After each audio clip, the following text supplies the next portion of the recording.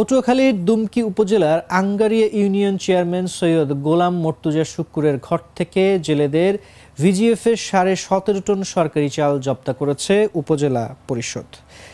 শনিবার দুমকি থানা পুলিশের সহায়তায় উপজেলা নির্বাহী অফিসার মোহাম্মদ শাহিন মাহমুদ আঙ্গারিয়া ইউনিয়নের চেয়ারম্যানের বাড়িতে অভিযান চালান। এ সময় প্রায় 17.5 টন চাল উদ্ধার করে উপজেলা প্রশাসন।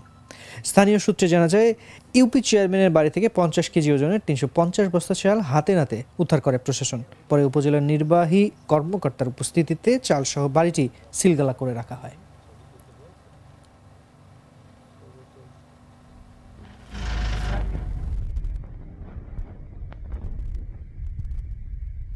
আমরা তাৎক্ষণিকভাবে কম বেশি প্রায় 350 বস্তার মতো 50 কেজির চালের যে বস্তাগুলো সেগুলো পাওয়া যায়।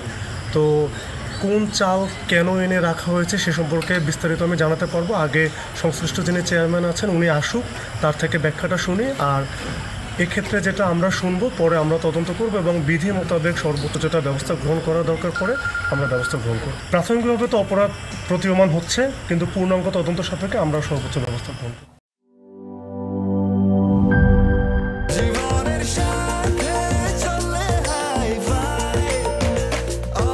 স্বাস্থ্যকর অল টাইম, সব সময় অল টাইম হেলদি লাইফ।